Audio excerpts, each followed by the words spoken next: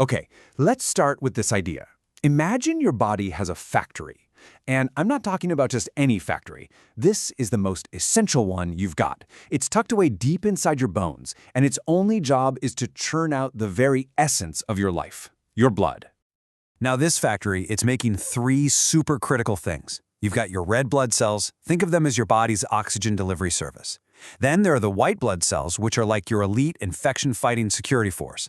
And finally, platelets, the tiny emergency repair crew that patches you up and stops you from bleeding.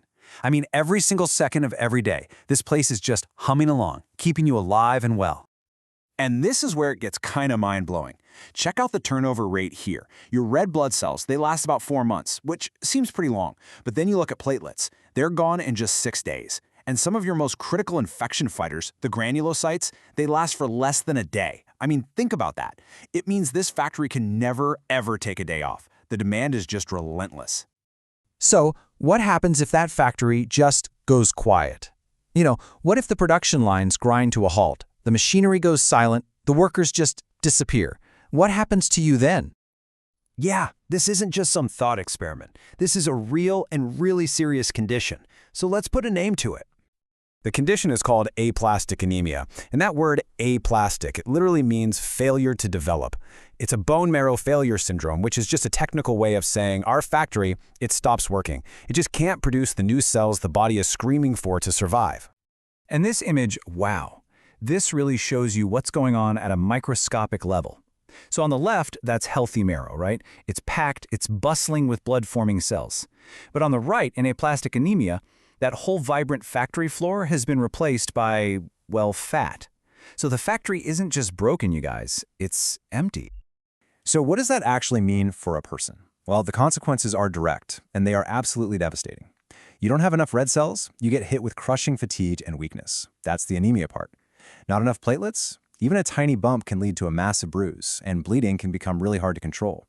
And without those white cells, your body basically loses its main line of defense. You're wide open to constant, life-threatening infections. Now, I want you to just look at this number for a second. Over 70%. What is that? That's the mortality rate.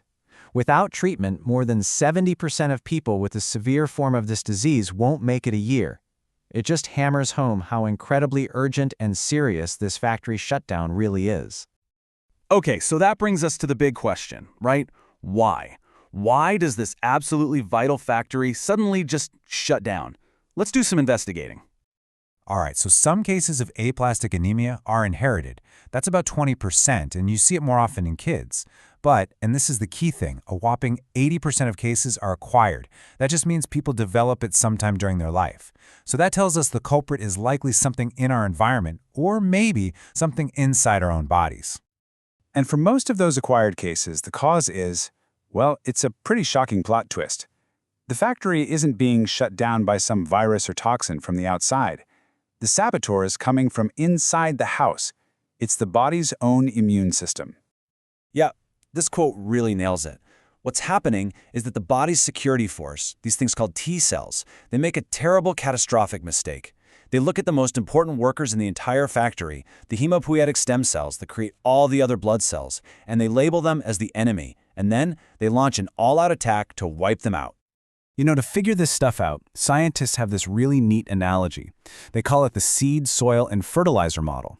Basically, is the problem with the stem cells themselves, the seed, or maybe it's the bone marrow's environment that supports them, the soil, or could it be a lack of the growth signals that tell the cells to get busy, the fertilizer?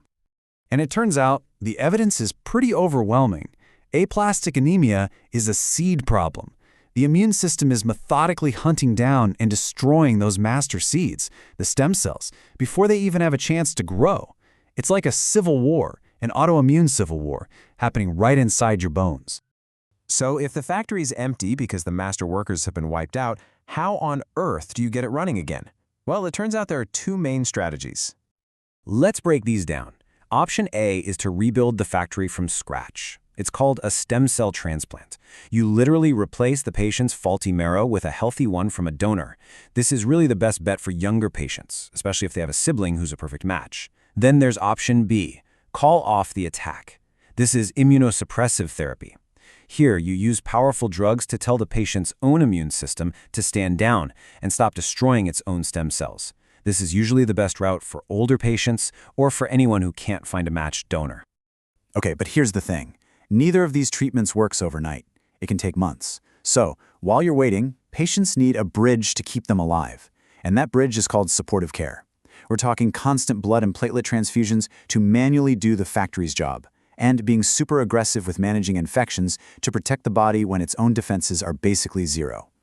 Because of these powerful strategies, the whole story of aplastic anemia has been completely rewritten. I mean, what was once a hopeless diagnosis? Well, let's just look at the outlook today. Honestly, this chart just says it all. Back in the day, getting diagnosed with severe aplastic anemia, it was pretty much a death sentence. Fewer than 30% of people survived a year. But look at it now. With modern treatments, the long-term survival rate has just skyrocketed to somewhere between 70 and 90%. That is a true, incredible medical success story. Okay, so let's quickly recap the most important takeaways here. First, aplastic anemia should be on your radar when all the blood counts are low, but the patient's spleen and lymph nodes aren't swollen. That's a huge clue. Second, you can't guess. You have to look right at the factory. A bone marrow biopsy is an absolute must to confirm it. Third, deciding on a treatment, rebuild or call off the attack, that's a huge decision that really comes down to the patient's age and whether a donor is available. And last but not least, you got to be patient. Recovery is a marathon, not a sprint. It can take 3 to 6 months just to see if the therapy is starting to work. And that really brings us to our final thought here. Aplastic anemia is just this incredible, profound example of the body turning on itself. And it makes you wonder, right? It forces us to ask this really fundamental question.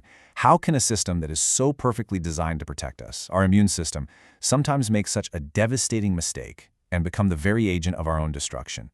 It's a huge puzzle, and it's one that scientists are still working hard to piece together.